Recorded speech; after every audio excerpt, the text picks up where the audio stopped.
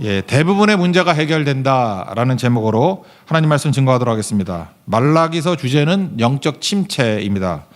다시 살아나는 길, 부흥하는 길, 그걸 보여주고 있습니다.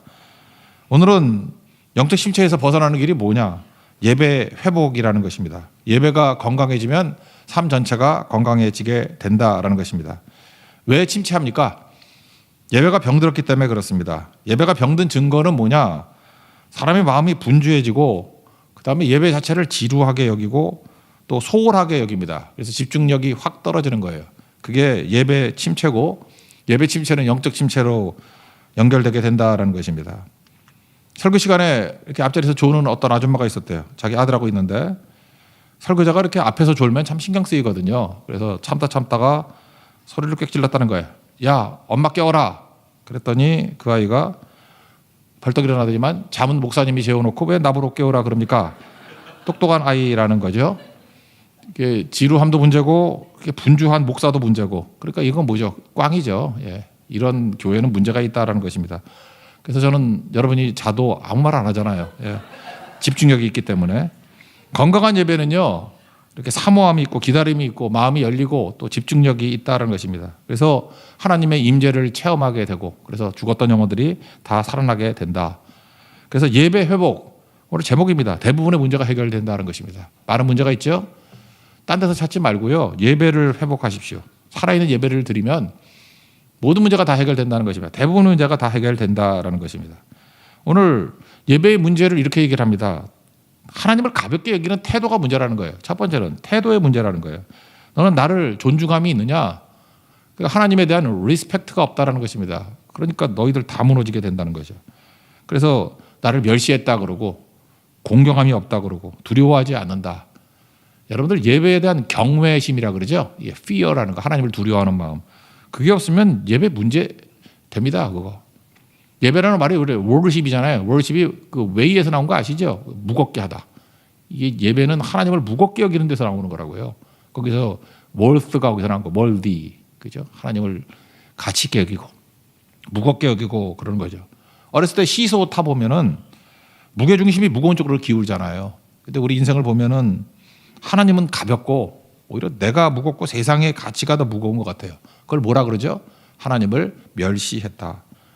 여러분의 시선은 어디에 있습니까? 하나님이 푹 내려가나요?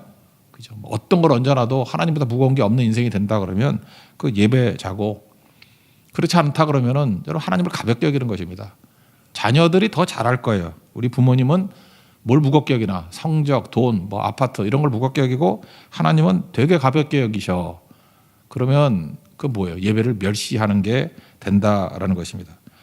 이렇게 예배를 왜 멸시하냐 그랬더니 또 대들어요. 우리가 언제 멸시했냐. 한번 그 대드는 얘기 한번 읽어볼까요? 6절입니다. 시작. 내 이름을 멸시하는 제사장들아, 나 만군의 여호와가 너에게 이르기를 아들은 그 아버지를, 종은 그 주인을 공경하나니 내가 아버지일진데 나를 공경함이 어디 있느냐, 내가 주인일진데 나를 두려워함이 어디 있느냐 하나 너희는 이르기를 우리가 어떻게 주의 이름을 멸시하였을까 하는도다. 그러니까 태도에 문제가 있다는 거죠. 하나님께서 지금 지적을 해주고 있습니다. 태도의 문제는 행동의 문제로 옮겨간다는 것입니다. 이렇게 예배 태도가 이러면은 이웃에 대해서도 아주 막가는 인생을 살고 하나님에 대해서도 예배자의 태도로 서지 않는다는 거예요. 항상 우리가 예배를 드리면은 하나님과 이웃이죠. 근데 이웃을 먼저 말하고 있어요. 이웃에 대해서 더러운 떡으로 예배를 드린다. 이 더러운 떡이라는 건 뭐냐 하면은 누룩이 있는 떡이라는 뜻이거든요. 그래서 이 가엘이라는 게 더러운인데 부정한 삶이에요. 우리 삶이 아주 부정하다. 그래서 겉으로 갖고 오긴 갖고 오는데 부정한 삶에서 갖고 오는 거, 속임수, 거짓말, 착취, 뭐 철금 빼먹고 뭐 그래가지고 가져오는 거, 삶의 더러움이 어떻게 내게 예배가 될 수 있겠느냐 그런 거죠. 이거 좀 구체적으로 설명한 게 13절이네요. 13절 한번 읽어보겠습니다. 시작. 만군의 여호와가 이르노라 너희가 또 말하기를 이 일이 얼마나 번거로운고 하며 코웃음치고 훔친 물건과 저는 것 병든 것을 가져왔느니라. 내가 이같이 봉헌물을 가져오나 내가 그것을 너희 손에서 받겠느냐, 이는 여호와의 말이니라. 번거로운 거, 코웃음치고 훔친 물건, 저는 거, 이런 거, 이게 뭐예요? 더러운 떡이다, 그런 겁니다. 여러분 인생에서 우리가 말씀을 듣죠. 말씀을 듣는 것을 이거 씨라 그러잖아요. 씨 뿌리는 비유 보면은 우리 말씀이 씨죠. 씨를 받았어요. 근데 크리스찬은 뭡니까? 씨를 받은 사람이 크리스찬이에요. 말씀을 받은 사람이 크리스찬이라고. 그 말씀이 없는 사람, 씨가 없는 사람을 넌 크리스천이라고 그런다고요. 근데 이걸로 끝나나요? 씨를 받았으면 그 다음에 할 일이 뭐죠? 반드시 열매로 가야죠. 씨를 받았는데 열매가 없다 그러면 씨 받지 않은 거랑 마찬가지잖아요. 그렇지 않습니까? 말씀은 받았는데 열매가 없다 그러면, 씨를 받았는데 열매가 없다 그러면 씨가 있나 없나 뭐 똑같은 거 아닙니까? 그러니까 크리스찬의 삶의 내용이 뭐예요? 씨를 받았으면은 반드시 열매로 가야 된다. 그러면 씨를 지금 말씀을 받았죠? 이제 우리 삶 속에서 해야 될 일이 뭐예요? 열매 맺는 일인데, 열매 맺는 방법이 뭐예요? 죽는 거예요. 씨와 함께 죽는 거라고. 요한복음 12장 24절, 한 알의 밀이 땅에 떨어져 죽지 아니하면 한 알 그대로 있고 죽으면 많은 열매를 맺느니라. 그러니까 말씀 받고 우리가 할 일이 뭐예요? 이제 교회 문 밖을 나가는 동시에 죽는 거예요. 그래서 자기를 부인하고 자기 십자가를 지고 나를 따를 것이다. 그죠? 마태복음 16장 24절에 나오잖아요. 아무든지 나를 따라오거든 자기 부인, 자기 십자가. 왜? 씨 받은 사람들이거든요. 씨는 죽어야 100배 결실을 하잖아요. 그러니까 교회 와서는 뭐예요? 말씀 듣고 씨를 받고 나가서는 죽는 거예요. 죽는 게 뭡니까? 희생하고 손해보고 섬기고. 그러면 100배 결실을 맺는다는 것입니다. 근데 우리는 되게 미신적으로 그런 생각을 갖는 것 같아요. 뭐 말씀 받고 그냥 하나님 좋아요. 그래 헬렐레 하고 있으면은 100배의 결실이 오는 줄 알아. 죽어야 된다니까요. 죽는 과정이 있어야 100배의 결실이 있게 된다. 그런 겁니다. 일단 크리스찬과 넌크리스찬의 차이점이 이거예요. 크리스찬은 씨를 품는 거고 말씀을 품는 거고, 넌크리스찬들은 생각을 품어요. 생각이 많은 사람 만나봤습니까? 생각이 많은 사람? 주변에 한둘씩은 다 있을 거예요. 생각이 되게 많은 사람. 그 사람과 한 시간만 얘기해봐. 그 생각의 대부분은 근심이에요. 자기는 근심을 하고 있는데 생각이라고 이름을 붙여놔요. 근심하고 있는 거라고. 근심 아니면 욕심 뭐 이런 거죠. 그거 품어봐야 다 죽어요. 그 헛된 거라고. 그러니까 하나님 앞에서 우리가 살아야 될 게 뭐냐. 일단 말씀이 있어야 소망이 있는 거예요. 씨를 품어야 100배 결실이 가능한데 방법은 뭐냐. 죽는 거다. 그죠? 씨를 품고 죽는 거다. 그래야 100배 결실이 있다. 그거 아니고 죽지는 않고 펄펄 뛰면서 더 늘리겠다. 자기 이익을 취하겠다. 그런 걸 뭐라 그래요? 더러운 떡. 여러분 그런 거 있잖아요. 이 누룩하고 비교되는 게 지난번 에스겔서에서 소금과 누룩 그런 얘기를 했죠. 소금은 물론 영원한 언약입니다. 그런 뜻도 있지만 소금이 하는 기능 중에 하나가 뭐냐면 우리를 죽여버리는 기능도 있어요. 저는 그 김장할 때 그런 거 먹는 거 되게 좋아하는데, 하여튼 우리 어머니는 이상하게 배추를 사와도 그렇게 강력한 배추를 사와. 배추를 사와서 그냥 아주 기가 쌩쌩한 배추. 근데 먹다가 한번 이가 부러지는 뻔했어. 이보다 강한 배추가 있어요. 믿거나 말거나 하지만 한 40년 전쯤에 그런 일이 있었어. 얼마나 센지 이게 도대체 시멘트야, 시멘트. 부러질 줄 알았어요. 그랬더니 얘야 그러더니 오더니 소금을 팍팍 치니까 숨이 다 죽어버리더라고. 그러니까 김치 처음 담갔을 때 입다만 했는데 소금 팍팍 치니까 그냥 푹 가라앉아요.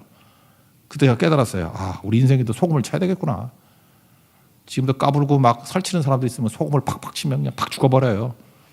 하나님께서 우리 인생 가운데 소금 친다라는 것입니다. 그거죠. 썩지 않게 만드는 거, 그것도 중요하지만 죽여버리는 거예요. 소금 치면은 그때부터 절어지는 거죠. 절어. 말씀과 함께 소금 치면 절어져요. 말씀에 절여진 인생.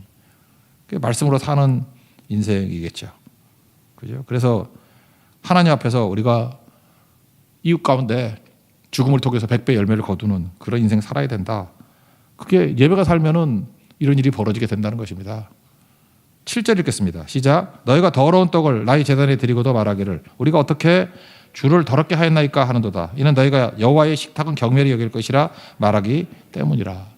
또 하나는 하나님을 갖다가 우습게 여기는 거죠. 하나님께 가장 좋은 것을 드리는 것. 이게 예배 회복이라는 거예요. 하나님께 가장 좋은 걸 드리는 거. 이웃에 대해서는 죽는 거. 말씀을 듣고 하나님께 가장 좋은 것을 드리는 거. 프라임이죠. 프라임 타임을 드려야 되고 프라임 띵트. 가장 좋은 거 드려야 된다는 거예요. 근데 이들은 어땠어요? 눈먼 희생을 대표로 하죠.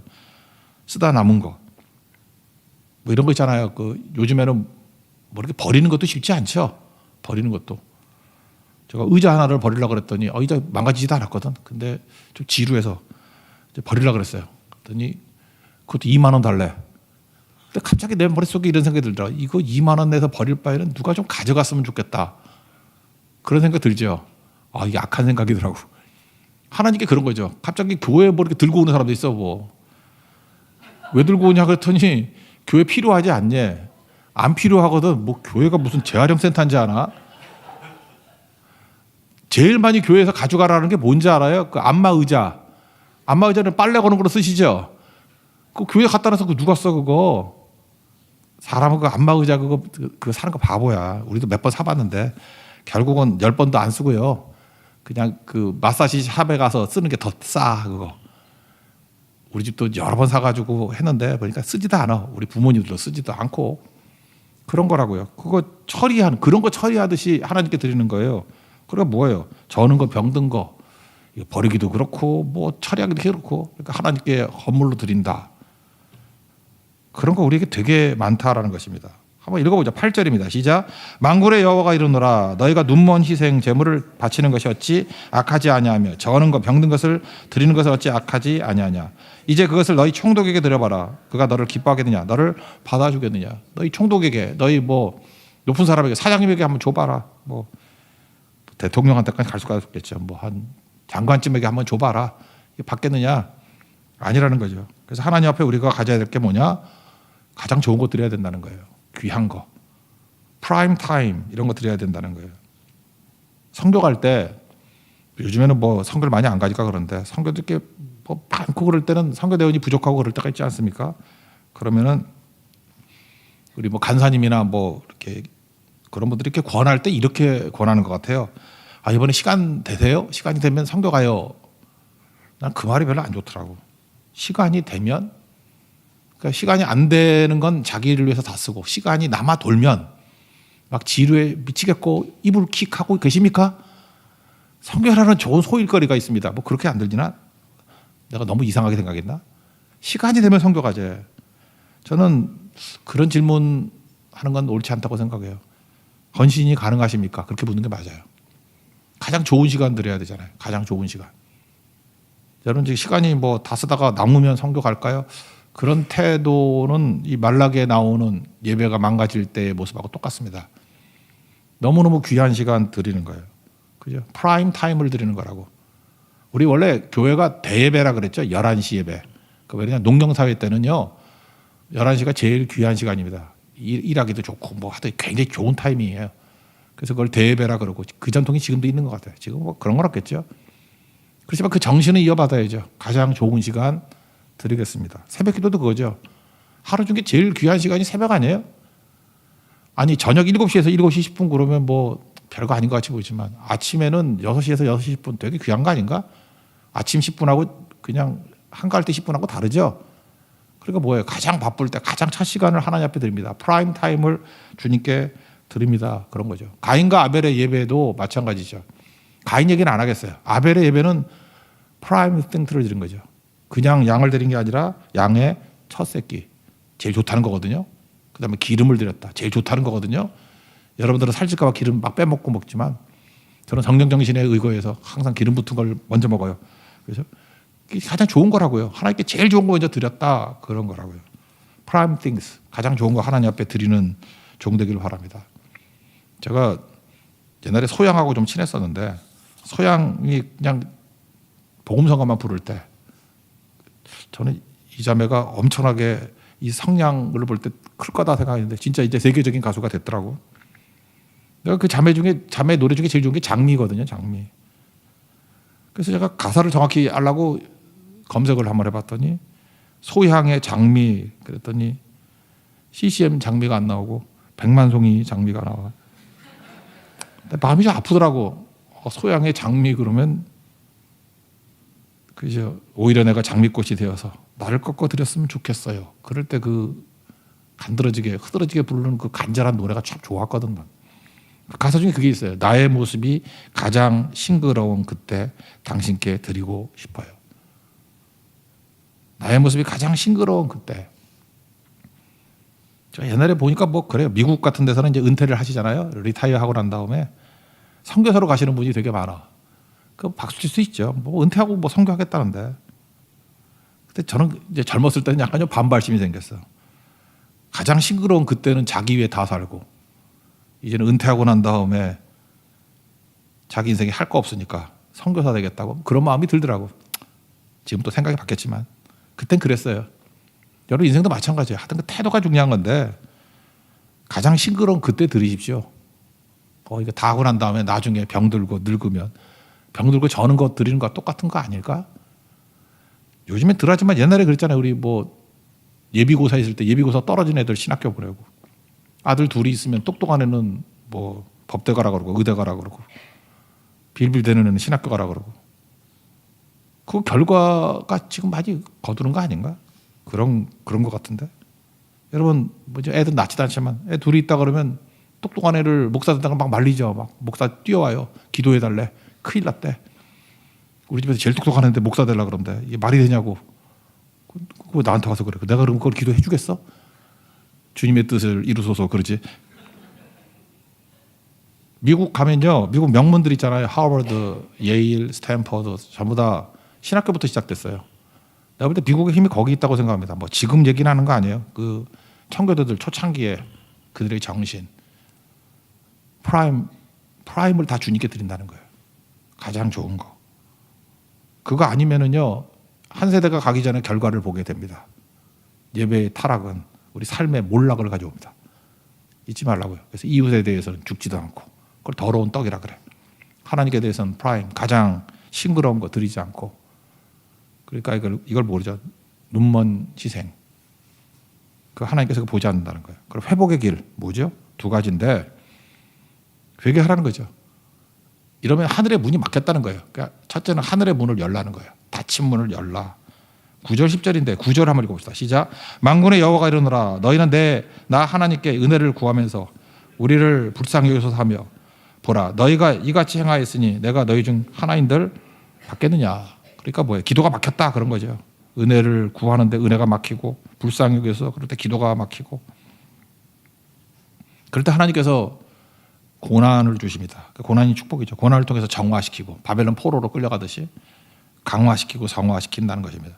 이게 정확한 말씀이 역대하 7장에 나오죠. 역대하 7장. 솔로몬의 봉헌식인데 7장 13절은 전제고 14절은 뭐 노래로도 많이 부르잖아요. 13절. 혹 내가 하늘을 닫고 하늘이 닫힐 때가 있다는 겁니다. 비를 내리지 아니하거나 비는 축복이에요. 축복이 막혔거나 메뚜기들에게 토산을 먹게 하거나 이건 재앙이에요. 전염병이 내 백성 가운데 유행하게 될 때 이건 하나님의 징계입니다. 비가 안 내리고 메뚜기가 날뛰고 경제 공황 뭐 이런 거. 전염병 우리 코로나19 얼마 전에 경험했죠.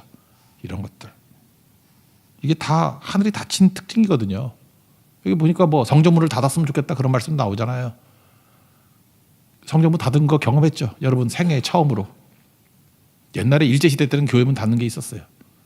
한국전쟁 때도 교회문 닫는 경험이 있었어요. 근데 현 세대는 없었거든.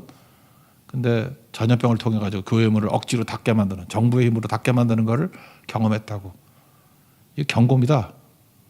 하나님 앞에서 온전하게 하기를 원한다. 그런 거죠. 그럼 다시 돌아와야죠. 근데 나가 떨어진 사람이 있고 돌아오는 사람이 있고 이게 사실 세컨 찬스라고. 역대하 7장 14절 하나님이 어떻게 하면 닫힌 하늘문을 뚫을 수 있는지를 보여주고 있습니다. 내 이름으로 일컫는 내 백성이 그들의 악한 길에서 떠나야 되고 스스로 낮추고 기도하고 내 얼굴을 찾으면 내가 하늘에서 듣고 그들의 죄를 사하고 그들의 땅을 고칠지라. 이게 부흥의 길입니다. 하나님 앞에 돌아가야 됩니다. 그 닫힌 하늘문을 열 줄 아는 그 모습이 꼭 필요하다는 거예요. 이 역대하 7장 14절 이게 주석하면서 그거 설교했던 분이 마틴 로이드 존스가 또 있더라고요. 마틴 로이드 존스 목사님은 의사입니다. 의사도 보통 의사가 아니라 잘 나가는 의사예요. 왕실 주치의예요. 그런데 의사 때려치고 목회한 사람 아닙니까? 웨스트민스터 교회에서 평생 강해 설교했죠. 이분이 이런 얘기를 했어요. 예배의 몰락이 우리 삶의 몰락을 가져왔다. 부흥을 갈망하느냐? 프로그램에 대해서 기웃거리지 마라. 사도행전을 주목하라 그랬어요. 사도행전. 거기서 성령이 주도하는 거, 성령이 일으키는 그대로 해봐라. 그럼 부흥이 일어난다는 거죠. 또 다른 답은 어디 있습니까? 우리는 사도행전이 있잖아요. 사도행전 붙들고 사도행전적인 믿음을 가지라고. 우리 교회 성도들 가운데 행신에 사는 사람이 많아요. 사도행전전 신앙, 행신. 좀 해석을 하고 살라고요. 행신. 그죠? 주 안에 사는 사람도 많습니다. 주 안에 살리라. 주 안에 살리라. 다 이게 뭐죠? 다시 하나님께 돌아가는 그 길밖에 없다라는 것입니다. 그럼 회복이 된다는 거죠. 회복의 길, 막힌 하늘의 길을 열라. 스스로 악한 길을 떠나서 돌이키고 회개하고 하늘의 8차선이 아니라 16차선이 열리면 회복된다는 것입니다. 오늘도 역대하 7장 14절의 말씀이 여러분 회복의 정답으로 임하는 시간이 되길 바랍니다. 또 하나는 뭐냐면 선교와 전도예요. 또 항상 비전이거든요. 안 되는 애들끼리 복작복작하지 말고 물이 더러우면 깨끗한 물이 이렇게 들어가면 희석이 될 거 아니냐. 이방 선교예요. 이방 선교. 그래서 이방에 있는 사람들 나가서 전도하고 선교하면 그들이 돌아오면 변화가 된다 그런 거죠. 우리 교회도 마찬가지. 우리가 교회가 새롭게 되고 싱싱해지는 방법이 뭐냐면 새신자들이 자꾸 와야 돼요. 새신자들이 전도가 되면 교회는 변화가 됩니다. 살아나게 된다는 거예요. 힘있게 된다는 거죠. 11절 읽겠습니다. 시작. 만군의 여호와가 이르노라. 해 뜨는 곳에서부터 해 지는 곳까지의 이방 민족 중에서 내 이름이 크게 될 것이라. 각처에서 내 이름을 위하여 분향하며 깨끗한 제물을 드리니 이는 내 이름이 이방 민족 중에서 크게 될 것입니다. 지금 똑같은 얘기를 하고 있죠. 그 땅끝 비전을 얘기를 또 하고 있잖아요. 모든 답은 그래요. 우리 첫사랑을 잃어버릴 때도 어떤 일이 벌어져요? 선교에서 멀리서 오는 백성들이 있다 그랬죠. 똑같은 얘기예요. 계속 선교를 얘기를 하고 있습니다. 교회가 살기 위해서 제가 이번에도 말레이시아 선교 갈 때 그런 얘기했어요. 초신자들 TO를 뭐 한 10명 정도는 좀 준비하라고. 이유가 뭔지 아십니까? 그들을 통해서 묵은 닭들이 변화가 될 수 있어요. 또 말레이시아 선교를 가서 멀리서 모든 민족이 같은 한 마음으로 예배 드리는 모습을 통해서 오히려 묵혔던 심령들이 다 살아날 수 있다고. 교회의 최고 축복은 선교입니다. 선교는 영적 침체에서 부흥을 일으킬 수 있는 원동력이에요. 하나님께서 그걸 답을 주시잖아요. 먼저 회개하고 기도함으로 하늘문 여는 길이 있고 실제적인 방법은 뭐냐면 이방에 해 뜨는 곳부터 해 지는 곳까지 많은 이방 백성이 와서 진정한 예배 드리는 모습을 통해서 기존에 있던 사람이 변화가 될 것이다. 그걸 말해주고 있습니다. 이 맥락이 로마서 10장 19절부터 21절까지 사도 바울이 또 얘기하잖아요. 자기 동족 이스라엘이 어떻게 돌아와요? 이방 민족이 다 돌아오는 걸 통해서 시기하게 되어서 미련한 백성으로 열받아가지고 죽게 돌아오는 일들이 벌어진다. 유대인의 회복도 그렇게 이루어진다는 것입니다. 그리고 잊지 마십시오. 내가 목표라는 것만 생각하지 말고 주변을 변화시키는 모습이 있으십시오. 여러분 자녀가 변화가 안 됩니까? 자녀 이제 버려두고요. 또 다른 영적 자녀들을 많이 키워보십시오. 그들이 막 살아나는 모습을 보면은 진짜 여러분 육신의 자녀들이 난 뭐지? 나는 핏줄이 있는 자식인데 이 꼴이 뭐야? 그리고 돌아올 가능성이 크다라는 거예요. 근데 전도 성교 안 하고 맨날 뭐 밥 해준다고 새벽기도도 안 나오고 우리 자식, 우리 아들, 우리 딸밖에 없어. 이러고 걔네들만 집중하고 하면 같이 망한다는 거예요. 잊지 말라고요. 오히려 진짜 살아가는 방법은 뭐냐면 밖에서부터 부흥의 불길을, 부흥의 생명의 불길을 가지고 오는 거. 그게 사는 길이다. 하나님 앞에 선교와 또 전도를 통해서 침체에서 부흥을 맛보는 믿음의 종되기를 축원합니다. 자리에서 일어나겠습니다. 575장 찬송하겠습니다. 1절. 일단 1절만 먼저 하죠. 1절.